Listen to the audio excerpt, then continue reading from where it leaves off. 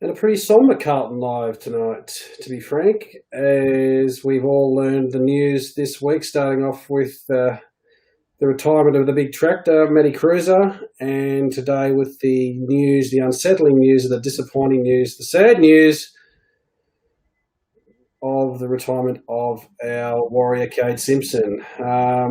We will talk about the footy a bit, but we want to talk about these two guys as well, with an emphasis on them. We want to hear from you about your thoughts on the retirements of these guys from the footy club and everything else that goes along with it. Johnny, good evening to you. How are you, my friend? Yeah, like you say, pretty somber. I think it's one of those nights that you better put the kids to bed before this episode, because I think this might get to the MA plus rating, I think. Yes, we'll wrap our arms around everyone and share. Some will think it's a good thing. Some will think it's overdue. Some will think, it's not going far enough.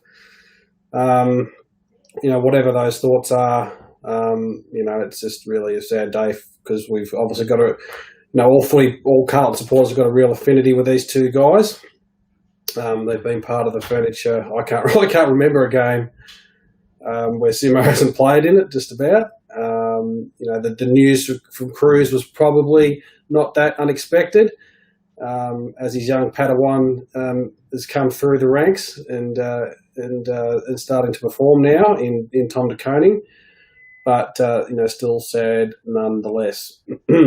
Yeah, let's start with Cruz. Let's get to the audience first, yeah, and then we'll start off with Cruz, because you made a wonderful point there, several wonderful points. Appreciate Andrew Lake, good evening to you, my friend. Evening, lads. If Cruz was the soul of the club, Simpson was the heart. Shout out to you, Andrew, and your lovely words that you put up following the retirements of Cruz and Simo. So if you haven't seen a bit of a summation of Andrew on the two fellas in terms of their careers, jump onto Blue Horizons and scroll down. You'll see Andrew's lovely work. There's no one that I know that doesn't know their footy, that knows their footy club better in the history and than Andrew. So thanks to you, Andrew, for sharing that and the story and the summation of their career. Yeah, good on you, Andrew. That was wonderful to read. Angela Gravina, g'day, Angela. Thank you for joining us. How are we feeling right at this moment? Yeah, well, we're not feeling too good, to be frank. It's not a good day. It's a sad day. But yeah, we all hopefully we'll talk about that all tonight, how we're feeling. Paul Quicksley, g'day, lads. Sad day, but we knew it was coming. Jason Allen, good evening, Jace. How are you? Matty Wakefield, hope Betts doesn't retire. Talk on Channel 10, he may. Could be an avalanche coming. We might have to stock the fridge. Yeah. If 2020 is the worst year on history, I don't know what is now. Yeah, look, it's I actually checked the Carlton homepage before I actually came on here, just to see that there wasn't any more announcements. It's kind of got that feel to it, but I just wonder if it's Curls Junior is sort of stamping his mark on the list now, and he may want to go a little bit younger. I wonder if that's something to do with it. It's Simpson was a bit of a shock for me. I thought he's playing good enough football to go around another year, but I've always said when he knew the time was right, he would hang up the boots. So if he's feeling that way, then you've got to hand it to him and say, right, thank you for everything. He's been one of my favourites for a long, long time, ever since he started. Because we had such a shitstorm leading into him being drafted. He was what, in the 60s, a pick, skinny little kid, but he just, every time he went out in the park, he left it all out there, didn't he? He just tried his guts out every single time and just did unthinkable things, moving back into packs and as such a skinny kid and all that. And when it comes down to the 2002 draft, he's got to be up there with one of the best. Certainly will be. Rob O'Mahony, g'day Rob. We need a new generation of Blue Boys to stand up and become champions. At the moment, there's only 2 or 3 who seem to be making a fist of it. Yep, that's for sure. Johnny will put these comments up shortly, I hope. Cause there's a Yeah, forgot to do this. Sorry. Deb O'Connor, good evening to you, Deb. Such a sad week. Indeed it is. Angelo Gravina, courageous team leader, always gives 100%. Well done, Simo, on a great career with the Blues. Lino Dezino, good day, boys. Hey, Lino, hey, buddy. Any news to the fact that Cripper is asking for a trade? No, that's not going to happen, mate. Whoever's texting you or messaging you that is trying to wind you up. That's not going to happen, mate. It's all good. 40 Wayne Ford sets a hard day on Sunday if they keep retiring. Respect for Simo, he says, for sure. Vicky Purcell, don't think he jumped. He was pushed. We'll have a chat about that in a second, Johnny, because I'm with Vicky Ann. I think that's possibly the case. Yeah. Simo good enough to play on, says Gary. Whitechurch, stepping aside for the group, what a champion will be missed. Yeah, Nick G'day, Nick. I hope you're smiling, Jen. Sad David a chance to show thanks to an absolute great of our club, small in stature but giant in contribution.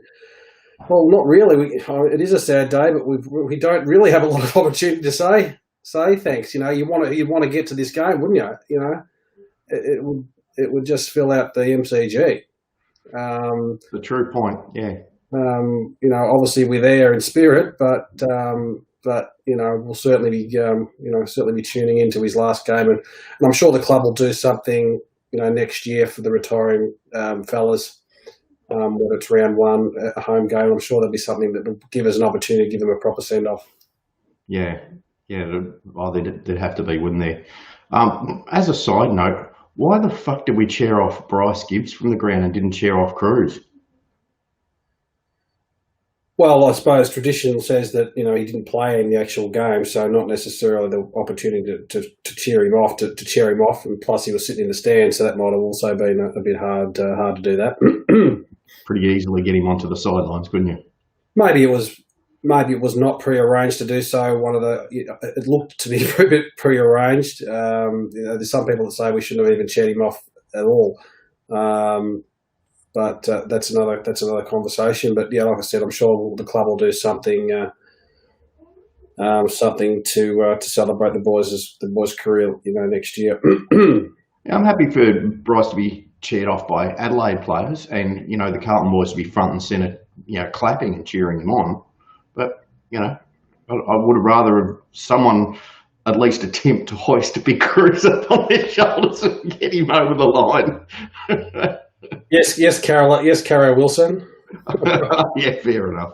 Yeah. Fair enough. Well, I'm happy with that. What I wasn't happy with was just the shitful performance we put in with a mathematical chance with the footy with the finals on the line. You know, I don't know whether they switched off after Melbourne beat GWS and thought, well, this is not going to happen. Or not. I really don't know, but it wasn't. It was a shit performance from the footy club in that first. You know, for the whole game, it was really shit. Yeah, it was. It's absolutely dreadful. You know, but so was the first half against Sydney. You know, that was just deplorable. And I put it out there to a couple of mates, including you guys, as just sort of, do you reckon at halftime of the Sydney game, is this a coach killer? Because, you know, knowing Carlton and how they get through coaches, I reckon if we hadn't pulled our socks up there, we might have seen the end of Teague. And backed up with the rubbish that we did against Adelaide. I think the Swans game saved him. John Cillier makes an excellent point. Although a sad time, we should celebrate his great years of service. He is the last playing from his draft. Wonderful service, and that's wonderfully said, mate. We definitely will be celebrating his years of service. It's a real hole in the footy club. It's a real hole in the hearts of the supporters who have followed his career and can't remember a game without him playing. But you know, he will be a celebrated player for all time. That's for sure. Yeah, he will be. He's done 340 games in the darkest period of the Carlton Football Club, which is a huge, courageous effort in itself. Pauline Huggan, no issue with Murph and Simo cheering Gibbs off. I don't think most people have got an issue with that. So that's all good. Yeah, I'm just grumpy. Yeah, After that Adelaide shit, I'm just grumpy. I'm a bit over Gazelle Arnott says retire the 6. Gee, you wouldn't want to take on number 6, would you? it. Yeah, pretty big shoes to fill. You wouldn't. Would you retire it? Maybe for a year you retire it? Oh, I think those days are past, aren't they? You know, if the number 11 wasn't retired, you know, I think. The number 11 has been retired for the last 2 weeks. That's oh, nice, bang bang. John Cilia, and this is a good lead-up question because we will chat about that. I hope Simo wasn't pushed. Will Eddie be pushed and should Murphy be pushed? Although reports saying he will get another year. I listened intently to Simo's chat to the boys. He did say that it came about quite quick. The decision that gives thought to me that he was pushed and that they said, "No, Simo, it's time up." What do you think about that? Yeah, I hope that's not the case because as I've always said, I'd like him to go out on his terms because he deserves it. And I always said, he'd be the one to call it, not the club. He wouldn't want to go out there and play if he wasn't 100% committed and 100% fit. So I don't know. It's a touchy one. I did notice in when he was telling the boys as well that he definitely hasn't ruled out going on either, which sort of makes me think on the bad side of the equation. Who's not going on? Did you say? Simo. He never sort of said, never put a line through it, did he? Like a heavy line through it that he's not going on. Oh, before his announcement. Well, after his announcement. Well, what are you saying? He's going to play for someone else? He hasn't ruled it out, has he? I don't think that was probably ever something that would be discussed. I think that's done and dusted. I'd give up footy. I would be able to see him in another jumper. Yeah, it's a bad thought, but let's have a conversation. Okay, you said that he would be the one that made the decision, or should be the one that made the decision. Do you think he made the decision? I don't know. I'm 50-50. Okay. Well, I'm leaning towards that he was edged out. If that was the case, I'm very disappointed and very surprised that they've done that. I think, like you said, he despite the age, I think he's been one of our best performers this year. His stats back that up. He hasn't shown any signs of losing any of his ability, skill, or pace. The decision then is made to try and bring another younger player through as quick as possible. That's obviously going to be the club's decision if that was the case. But yeah, they're so hard, these choices, and the footy club wouldn't have made it lightly, of course. And understanding that what he means to the footy club, I just do get the sense that he was probably they probably suggested that it's his time. Yeah. Okay. Yeah. So people that don't agree with me that he wouldn't go to another club. Yeah, I'm not saying that he would. It's just he didn't. I'm taking the obverse to Cruiser, where there was a definite, absolutely not. I can't go on. My body's stuffed. AFL's done and dusted. It was very, very. There was a definite red line through him going again, where there wasn't quite that red line. I'm thinking with Simpson, which makes me think he'd not go to another club, but maybe that it wasn't his decision. Is the point I was trying to make, I guess. Tracy Hermes says she'd rather see Murph go than Simo. Well, if Murph was going to go, we would have heard it by now. In terms of form, you would probably say that Simo is a fair way in front of Murph's form. He's been up and down this year. He's played a couple of okay games, but certainly he's been up and down. Who else have we got? Grego, says it's time. Hard to retire heroes. Need to make room for new heroes. Good point, mate. Very good point. And who's Pauline Huggins says, if Simo was pushed, then what happens with Eddie?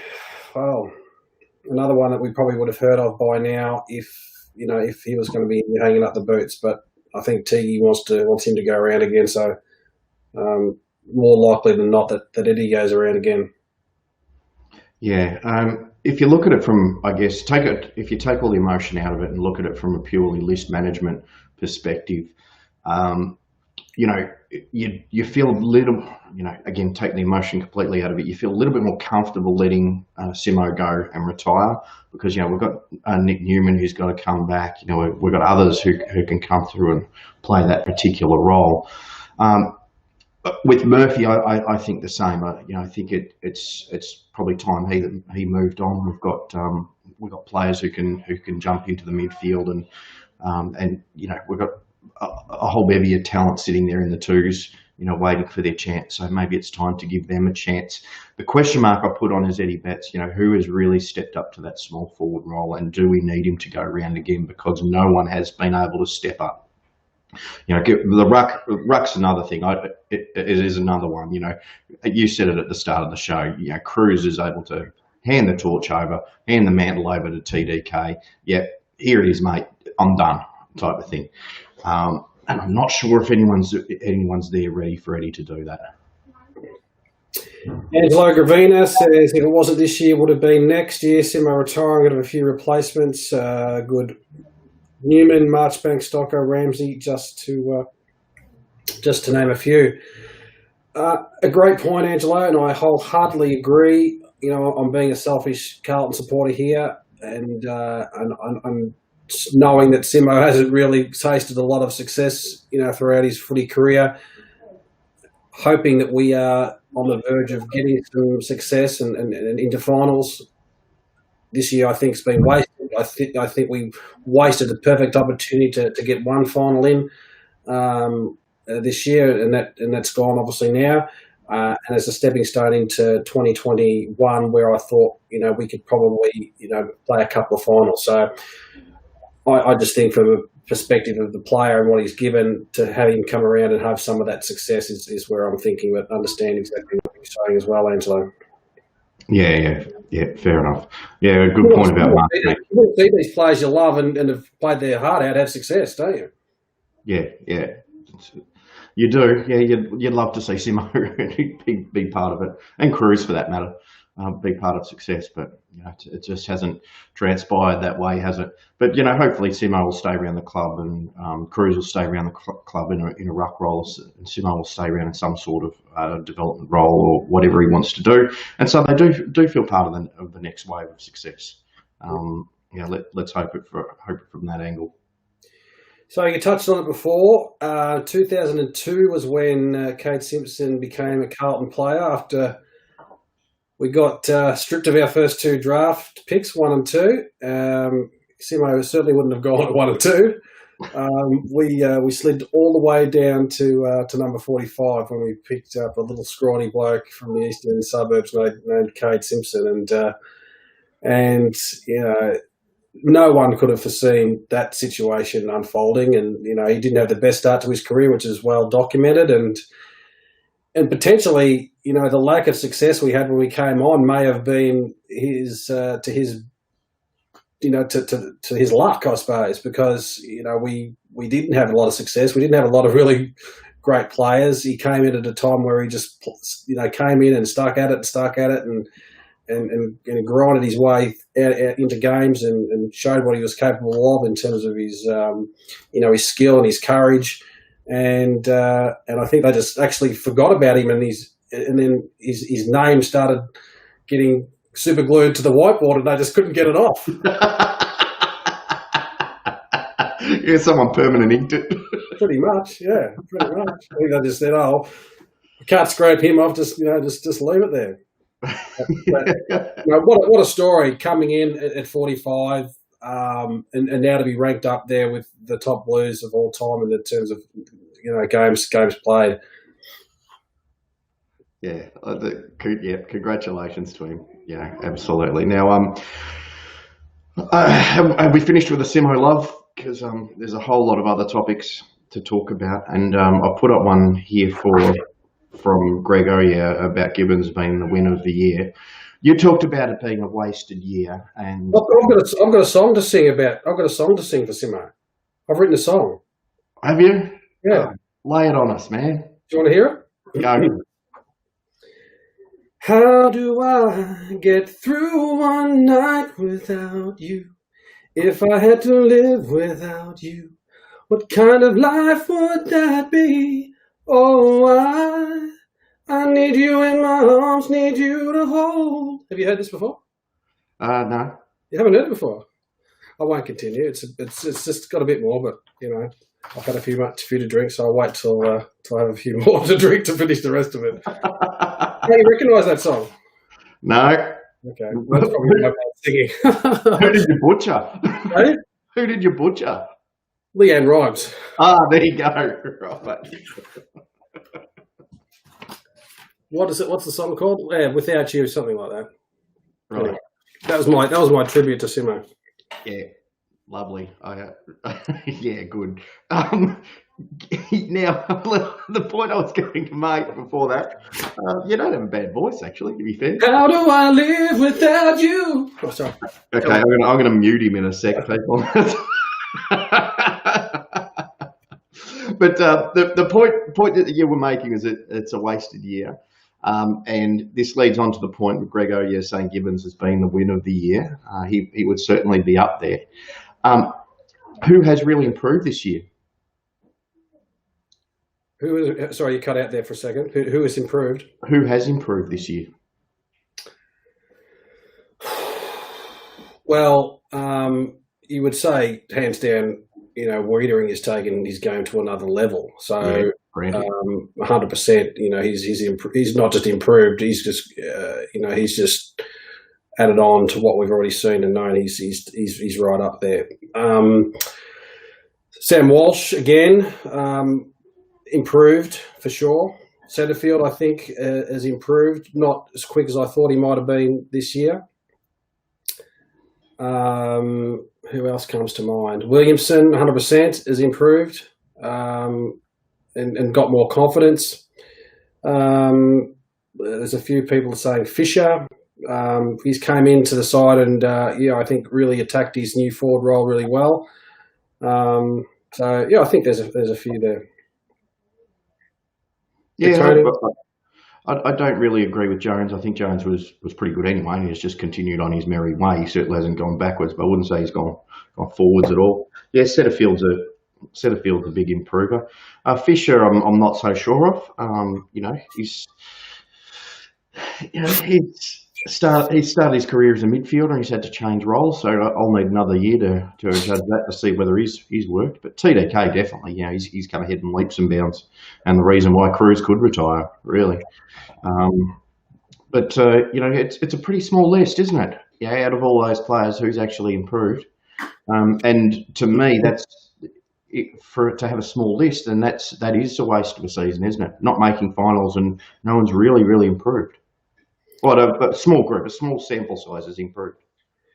I'll look at the results that we've had and the really fantastic performances we've had and great wins we've had against, we talk about Bulldogs and Geelong, and there's probably a couple of other that are escaping those really good wins. And you think back to the same old Carlton, it's where is that Carlton all the time? What the hell? I know it's been a crazy season and their scoring has been down, but it's so frustrating, the footy we've seen. Teague says, we know we can compete with the big boys. Yeah, well, we do, but the big boys do it week in, week out. That's the big difference, Teague. And it's your job to make sure that they bloody do that week in, week out. And for whatever reason, no doubt it's up in their noggin that it's just not happening. This has been an improved year if you look at the numbers and the stats and the wins and improvement in individual players. But there's games we threw away. We just really threw away. Yeah, I agree with all that. You mentioned week to week that the big boys do it. Well, the big boys do it quarter to quarter as well. They don't let 5, 6, 7, 8 goals go unanswered. That just doesn't happen, and you won't be able to make finals doing that. You know, you've only got one Sydney game in you in a blue moon. You know, to come back from that sort of deficit. Brandon O'Munchian says we've improved. That's coming off a very low base. I feel like we've just gone down like that. I don't know. Well, look, I think tonight we have, because we're just so stuffed. We're just over it. You know, we're just watching frustrating football. It got to quarter time, half time of the Adelaide game. I was looking to be watched. And, mate, I've got other things to do, you know, than watch this crap. You know, where's the fast forward button? Let's get on with it. Johnny, this is unashamedly biased, this show. Oh, fuck 'em. Anyone? I'm looking for a new co-host if anyone's around. You've been out in the sun today. You got a bit of sun, mate. I think that's might have cooked you a bit. You're a bit cooked. Look a bit cooked today. Yeah, I did sit outside in the sun a bit today. It was absolutely beautiful out there. So I was doing a massive quote. So I'd sort of go in and do a bit of work, and then come outside and think about it, and go inside and work again. So yeah, got a bit of the sun going. Hope you didn't screw it up if you got too much sun and put the decimal point the wrong way. Yeah, I hope so too. But a check tomorrow morning. Well, that's fair, Brad. And the more he drinks, the better you've become, to be fair. I've always thought the better the show is, the more I drink. That's good. So we could be on tandem there. Pauline Hagen says, which players do we need to trade, delist? We'll get onto that shortly. That's a good that's a whole show, Paul. I don't know if we can cover that. Maybe we'll do that as a end of the year show as well. Steve Smerling says Jack Martin's stepped up. Yep, he's been a great acquisition for sure. Still a bit off the ball in terms of consistency, but hope he can be a valuable commodity moving forward. Greg Gay Shepherd said we should not look at the top six players, our bottom six, that make the difference. We need a consistent Carlton team across the board to win games, don't we? And that's what Richmond do, don't they? They just have nice, they've got a couple of superstars, but across the board they're so consistent, and that's what we need to aspire to. But 2016, they were horrible, the Tigers, and then they just recruited well, and all of a sudden, 2017, they're unbeatable. So, on the upside, and I think it was Nick Wishart put this online, so I'm paraphrasing him. Apologies if I got that name wrong. But we could be only one trade away from being really, really successful. You just don't know. It's all just fire and brimstone at the moment after watching those last two shit games. Do you think they put the cue in the rack against Adelaide? Do you think they saw, look, GWS lost, Melbourne probably got our spot. If we, and of course we had to win Brisbane, which on the form we played against Adelaide, we'll get blown away. And I'd like to hear what we think about how we should approach the Brisbane game. So we'll have a chat about that shortly.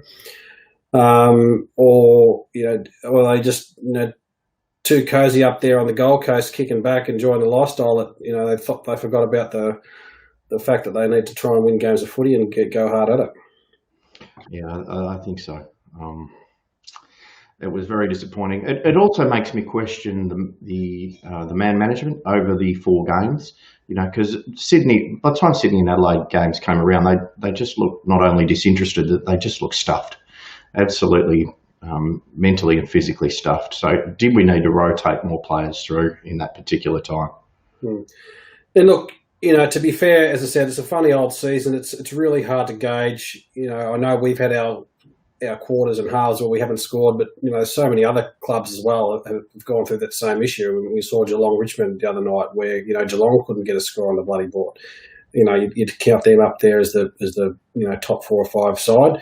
So and it's a low scoring comp around across the board all year. So it's a funny old season to even put a measuring stick against our performance against the other clubs. But Tiki did promise an attacking style of footy, a high scoring style of footy, and we didn't see that in the last half of the year. We didn't really see a very consistent or any consistency in the way we move the footy into the forward half, and we certainly didn't see any consistency in our selection. and that seemed to be all over the shop as well. So lots to work out. Yeah, there sure is. A lot of work to be done in the off season. Hell of a lot. And my sincerest apologies to Jason Allen. It was his comments and conversation that I was talking about there. So apologies to you there, mate. It was a great conversation and very, very insightful. Thank you. Very smart gentleman, Jason Allen, up there in Maryborough. He knows his stuff. On the frothies tonight, mate. Good stuff. I'm on the water today. Oh, fair enough. Rob Galliaccio, thoughts on selection at times of who comes in and out of team. One game to go. I'd like to let's talk about it now, I suppose. Andrew Lake, we've mentioned before. He put up some interesting comments today. You know, maybe we just we put Cripper in cotton wool. McGovern out. I think he's talking about getting rid of a few others and just putting some of these other young kids in for the last game and seeing what they do. Yeah, another great article by Andrew Lake. It was absolutely wonderful. You know, let's talk about the elephant in the room, McGovern. You know, he's Andrew Lake is not at all an alarmist. Probably the furthest thing you can come from an alarmist. And if Andrew Lake to say that this guy's not bought in and this guy's not interested in playing a navy blue jumper, then that really means something. And so, you know, if he hasn't bought in, he's got to go. You know, his attitude just looks terrible, and I think it's really just it's weighing down on us supporters too, because you know we see heart and soul of the club, you know, retiring the last couple of days. You see the match winner from the Sydney game get dropped out of the team, and still this bloke runs around and you know gets 1-2 possessions and looks like he's totally disinterested. He should have come back via the two, same as every other bugger who's on the list. So I'd be looking around. You know, we've had discussions on this previously in terms of you know our selection and who controls selection. You know, is there higher forces at play when it comes to the interference over match committee and selection? Absolutely, there is. You know, we pay whatever amount of money for him, so he plays. How do you feel about that? It doesn't sit comfortable with me whatsoever because it goes totally against what we're told publicly. Yes, it's very hard when that happens, and you know potentially that kind of issue could be explaining the rationale from some of our performances this year in terms of our effort, and you know, and I'm sure if that contradiction's happening. And we see that contradiction, and the contradiction is happening internally. You know, where blokes are told, you know, play well in the twos. You know, you'll play. You know, if you get injured or you get out, then you've got to come through the twos. So that's the basis of any footy club that I've ever been a part of. You play well, you play in the seniors. You don't play well, you get arseholed into the twos. Yeah. No matter who you are, and unless you're the captain of the footy club, you know you get a stint on the sidelines. You come back through the twos. Yeah, yep. That's the basis of any footy club I've been involved in, and it just doesn't seem to be the case with our footy club. The selection, you know, is all over the shop. It takes me back, you know, last year. Andrew, you can help me out, and a few others might help me out. Who did we play last year? In the last round or two, and then we delisted him 3 days later. Oh, was that Mullet last year, or was that the year before? Might have been the year before.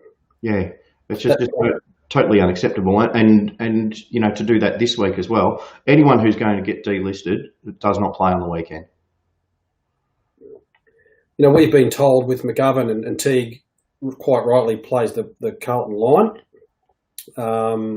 Andrew Lake, even Judd played at Northern. You know, we've been told and by Teague that McGovern plays a certain role and it's not all about stats. It's hard to see what that role is right now. Yeah, it's very difficult, and there's no transparency at all. is there. And this is a wonderful comment by Andrew Lake, and I want to get your thoughts on it.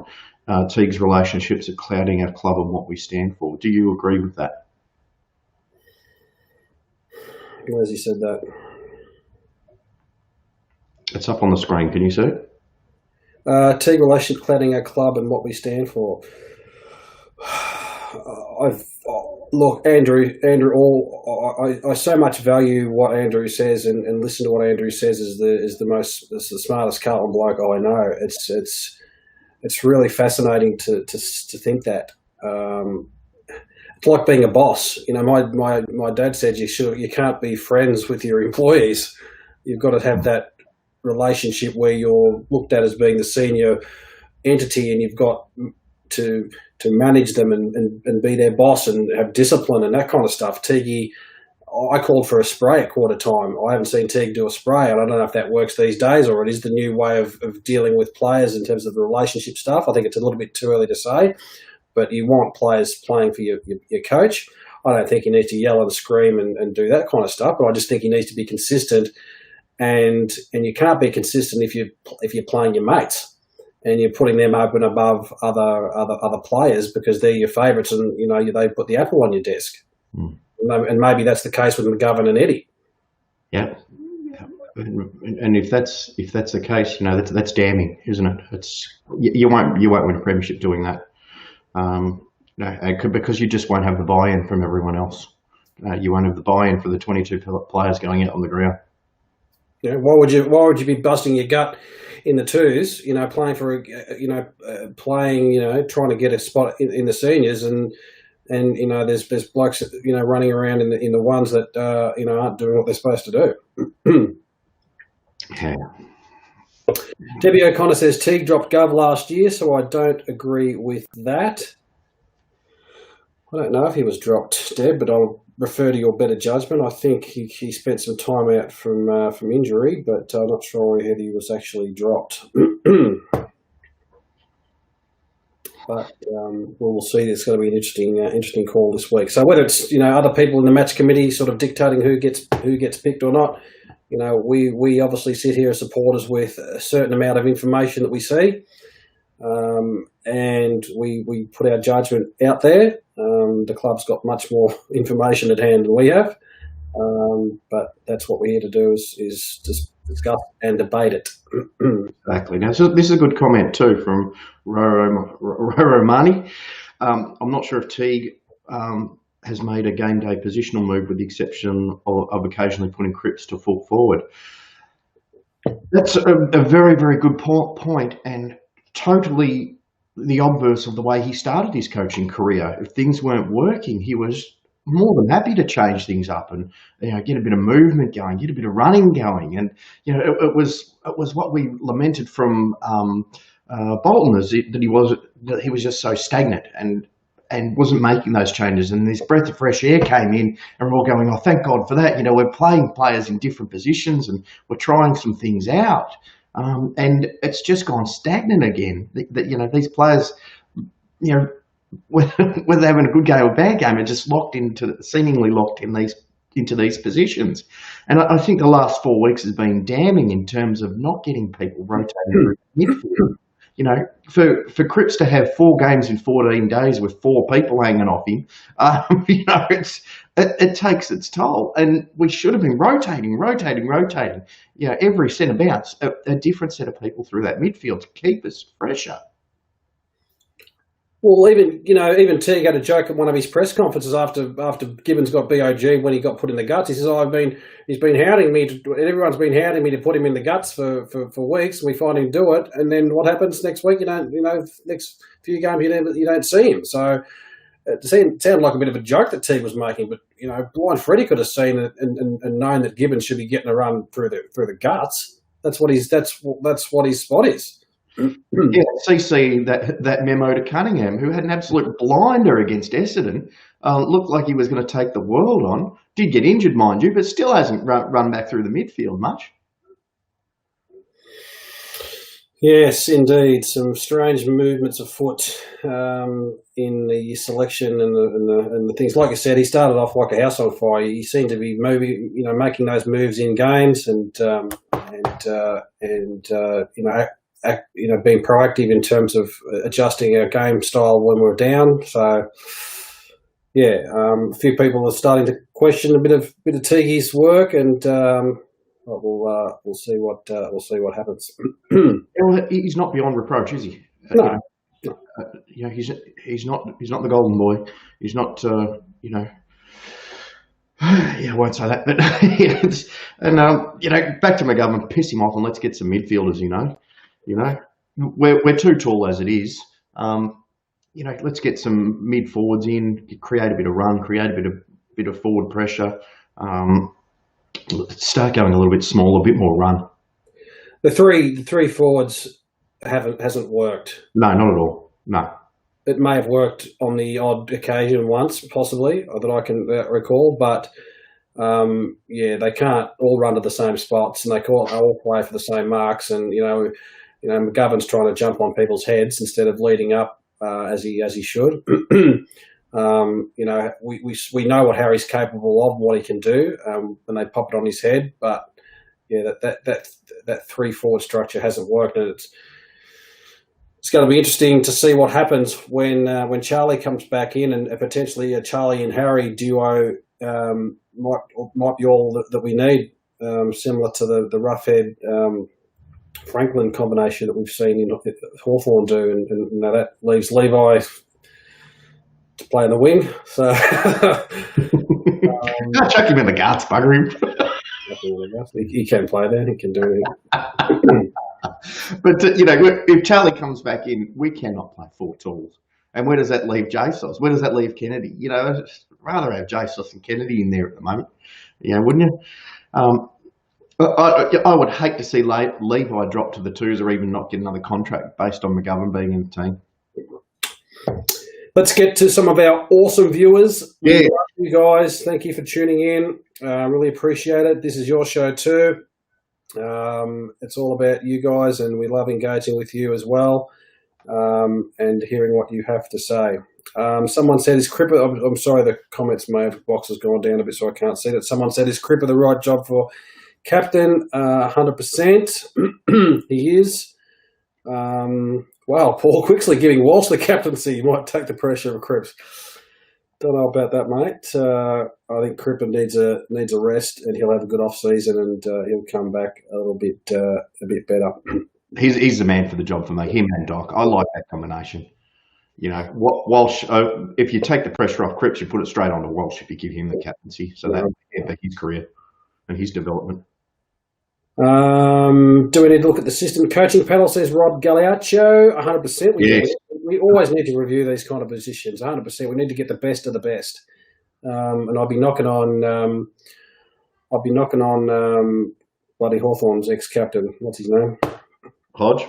I'll be knocking on Luke Hodge's door and handing him a big fat check, as well as Greg Williams. Give them a check too. Yeah, and Rob Galiccio and a couple of others have mentioned Dean Solomon as well, who got, surprisingly arseholed from, what was it, Gold Coast or Brisbane? Can't remember. Yep. And just wonder what happened there. Jeff O'Day, Gov should be kept on an incentive contract. He's a confidence player. He's creative when up and running. We've seen players come in on large contracts and underperform on the basis of those large contracts. Another argument is that, Gov's just being played out of position. It's just a hard spot for him to compete with 2 other big forwards. He's got his injury in his form. Well, he didn't get the right.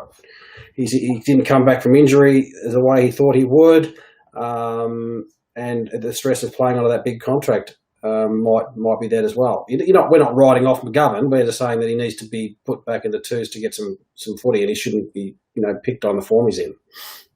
No, I'm saying trade. I'm saying go for it. Pull the trigger. It hasn't worked. Thanks for your time. Piss off. I'm not in that camp. That's a bit harsh. That's a bit harsh. I'm not in that camp. I think if there's some knockers on, if there's some coming knocking on the door to have a chat, then you have the chat. But I'm also just putting another perspective out there on him as well. Fair enough.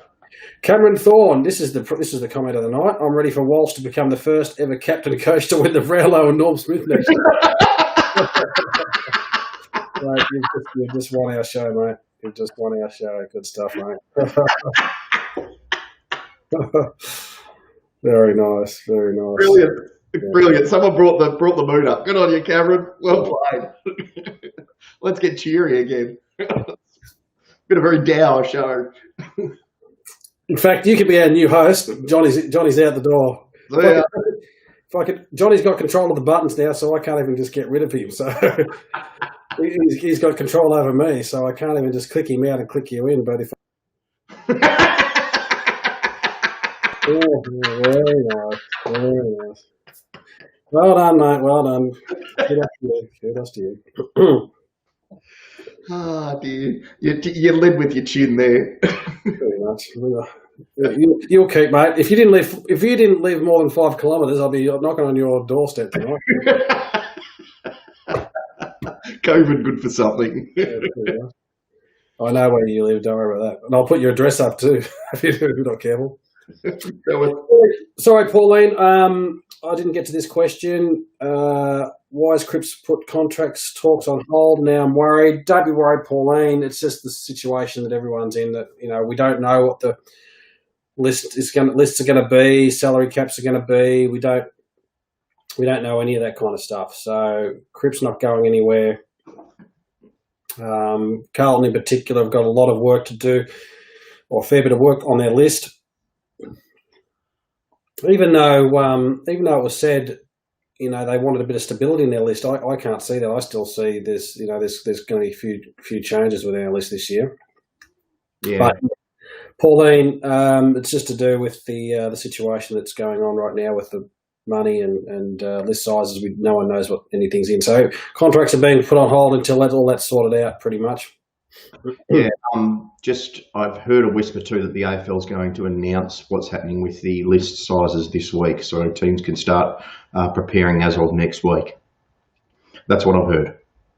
So, which makes a lot of sense because they need, probably 6 months ago, they needed this direction. What are the list sizes going to look like? Greg, our fantastic Kalgoorlie correspondent.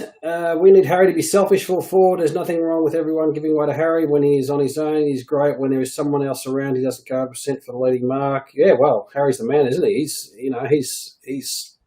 He can do it. He can, and that's where we talk about potentially him and Charlie up there. And it would be a fantastic combination. And a couple of young blokes, young smalls at their feet. Who knows what could happen? Yeah, I like that. If someone's hot, give them room, give them space. Craig, Bung Montlock, g'day, Bung, how are you, champ? What are Dow and O'Brien's role for the future? Both high picks. Yeah, I don't agree with everyone writing those two off. I just think that their development, is going to be a little bit more staggered than what we've seen with someone like a Walsh. It's really harsh to compare those two to someone like a Walsh. I see that they've both got a lot of benefit. I think Nunes coming to the club has really stalled O'Brien in terms of getting senior spots, but he'll get his chance again. He's apparently had a few things to work on, O'Brien. And there's some in the camp that he may have got gifted games too early, and there may be a few side effects of that. And I've heard the same thing of Dow. So let's. I reckon there's no reason to get rid of him unless a wonderful offer comes through the door and says, right, let's trade. There's no need to get rid of him. Just keep developing him for another 1-2 years. Try and get some currency if you're going to trade them, or make them really good footballers. Adrian Hines, evening, gents. Sorry, Mr. Knight. Not good enough, Adrian. Cricket club meeting. Cricket's bloody on there, isn't it? That's what we might as well start focusing on, is the fucking cricket. Because our season's all over. Funny you say that because I'm a bit of an NFL fan. I've been a Dallas Cowboys fan since the 80s. And wouldn't you know it, got up Monday morning to watch it, and they lose a close one. First game of the season. Oh, God, I can't do this. You can't win, right? You can't win. Adrian, that just reminds me, I got a message from you. We'll get back in touch with you. We're going to look after you this year down there in Launceston. Okay, Tom Wilson, Dow looks sensational and abysmal in the space of 5 seconds. Yeah, that's a good point. Well, that's true. The way he bursts out of packs and then butchers a ball, or at least he did last year a couple of times. That is a true statement. Yeah. Tony Prowse, time for Murph to hang up the boots. There's been these reports of people signing and Murph and Marchbank signing, but clearly not that that's the case. The club would be probably coming out and saying those things. Again, with him and Eddie, you'd think that if there was a retirement looming, that would have been announced. Yeah, one would think so. One would think so. But again, that might come down to list sizes and stuff like that too. You know, if you're coming down to, you know, say 37, 38 players, then you've really got to sharpen the knife, don't you? And it may be that we don't have any warning. These guys go. I think he's very. If he plays on, it'll be pretty close. It'll be pretty close. Yeah. The thing about Murphy, and I want to go into this in a little bit more detail, is we have actively come out and said we're going to chase a midfielder. You know, forget Papley, that's all gone. That's it, all in the past. We're going to actively chase another midfielder who, you know, is, you know, supposedly going to be an A-grade midfielder. Zach Williams has been mentioned. So that means that A-grade midfielder is going to be a walk-up start into our starting five, take out the ruck, so our starting five in the centre. So if you've got X-player, you've got Cripps, you've got Walsh, you've got Setterfield, and you've got Ed Curnow. Those five are locks, pretty much. So where does that leave Murphy? We've got enough mid forwards to last us until, you know, another 10 years. Where does he sit? And I think we've got to look at it in terms of list management. He is not going to sign a contract if he's going to be playing two. So he will want to be guaranteed that he's playing seniors every week. And if we've actively come out and said we need another good midfielder, then his position is tenuous for me. And knowing Carlton, they make those promises and they just stick to that, don't they? It's not, okay, well, we'll sign, we'll give you another year, Murph, but, you know, we're not going to guarantee you games. That should be the conversation. Yeah. Yep.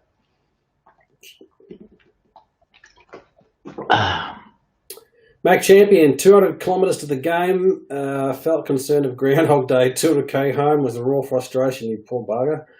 Those legends trying to hang on for finals. Opportunity to lost despite no expectations. Feel sorry for you, mate. That's a big round trip to see the game and to have that happen for you. I feel your frustration. Every Carlton player knew we were going to lose that game, didn't they? We didn't talk about it. We didn't say it, but, you know, it was in the back of on our frontal lobe somewhere that, you know, there's a chance we're going to go down here. Yeah. Never was comfortable with that game. Never. We get another midfielder, says Pauline Huggan, which allows Murph to play forward. He's past being a midfielder now. Not according to Tiggy. He's in the bounce every second time. Yeah, and that's got to change. That's got to change really quickly. And like I say, if we're getting ex-player who's supposedly an A-grade midfielder, then that kicks him out. You know, what does upset me is that no one has really come on to replace Ed Curnow. He's going to have to play for another 2, 3, 4, 5 years the way we're going. No one has really stepped up into that role. Jay Sauce is that man. You reckon? Okay. Yeah, cool. Jay Sauce can. I think it's just where they try to hone his development and what they put him into, what he's going to be. And I think he's got that capacity to be that run with mid half forward type player. Yeah, okay. We'll see. Wayne Ford, Brad Crouch or Viney be achievable with Williams? Viney, I would question. A little bit of a question mark over his skills. I think we need skilled players coming in now. Brad Crouch, good player, totally injury prone. You wouldn't want to give him the world. What do you think of Stephen Coniglio being dropped? Yeah, I don't know. We've had a little bit of a whisper here on Carlton Live. I know my whisper of Tom Papley's just gone down the shit chute really, really quickly. I'll talk about that in a second. But surely there must be something going on there. Someone else asked a question along earlier in the show that would you knock on his door? Well, I wonder if he was dropped because he's told the club he's not staying on. That's the whisper that was going around. Right, okay. Yeah, I didn't see that one. Yeah, but that would be my immediate thought. It'd be a stupid from GWS position because they need to make finals. They need to, How could he be not going on? How could he just signed a 7-year contract? I don't understand that that situation. Does it reverse that quickly? Yeah, forgot about that 7 years. Yeah, that makes it really tough, doesn't it? To break out of that. Doesn't mean that that's contracts are can be transferred and all that kind of stuff. I just don't know. It's a real strange one. Who came out and said? Someone said, I think it was. I can't remember. They said basically they've embarrassed him and they've degraded him by dropping him, humiliated him. It's a fair, in terms of dropping your coach, dropping your captain. Yeah, well, maybe he needed a bit of a rocket too, and maybe they got the balls to do it. Brett Temple, Josh Kelly is the one. Yeah, I mean, you'd chuck the kitchen sink at him, wouldn't you? Gettable. He's still back. He's back on the table again. He's back on the discussion again. Yeah, he's out of contract, isn't he now, Josh? Or comes out of contract at the end of the year. Yeah. That makes it an easier proposition. I think he only signed the 2. So yeah, you chuck the kitchen sink at him. Brennan Scott says, replying to Craig. Oh, no, that's an in conversation. Let GWS to play half of the contract, says Shannon Wells. Screw Caniglio. Caniglio had his chance to come. So did that douchebag from Essendon that didn't come to us. Yeah, no, fuck him. Dylan Shield. Yeah. See you later. You had your chance. You could have come to the best club in the world, and you decided not to. So stick it out. Kevin Smith as well. See ya. See you later. Suffering your jocks. That's a good one. I haven't said that one for a while. Okay, Andrew Lake to go. He should be talked about as well. I'm against that. I don't think I don't think that he's the right type of personality. I think he's Danger Park Ranger. Fair call. Grego, yeah, Caniglio spat in our espresso. Bleep him. Yeah. Whatever happens, it's just. Did we say this last year that it's probably the most important off-season that Carlton will ever have? I think we've said that for the past 5 years. No one remembers that far back, so it's okay. We can keep saying it and get away with it. At least of all last, we don't remember that far back. Dear. All right. Okay. Let's talk about this week. We had a little bit of a chat about it. There's a few players waiting in there. There's Honey, there's Cottrell, there's Philp, who else is there? Owies that did okay. Do we chuck a few out and chuck a few in? Yes. Cripper out. Some of the other players. To give it obviously Doc. Why did we play Doc last week? What a ridiculous decision. Yeah, it was. But do you rely on Doc to say he's okay? You can only go on medical advice, can't you? But it just seems stupid. Martin the week before or 2 weeks before, and then Doc. It's a bit silly. Medical advice, yeah. Don't talk to me about medical advice. I'll have another show on that. Yeah. Jamie Fieldman or Ben Silvani get his first go, do you think? Don't know. Well, my answer's for which club? Yeah, I think we'll see Tom Silvani before we see Ben Silvani potentially, but that's another chat, isn't it? Brett says, have a good source. List size will be cut down from 40. Primary and 2 rookies. Cap B will be discussed as it's out of the soft cap. That'll be interesting. So that'll reduce a couple out. Yeah. So what was it? It's 40 primary at the moment, isn't it? Sorry, it's 42 primary. 2 rookies, I think. It's 44 in total, and it's up to the teams how to manage that. And Cap B, sits outside. Okay. Ricky Ben Silvani out for the year. We know that. That's like 1 week to go. We're talking about next year on that. Fisher will miss this week as well. What happened to poor Fish? Arm, I think. Okay. An arm injury. I'm not sure particularly what, but I think it was Andrew Lake even during the game saying that he was playing with one arm, and the other was just sort of hanging loosely beside him. So I'm not sure of the full story there.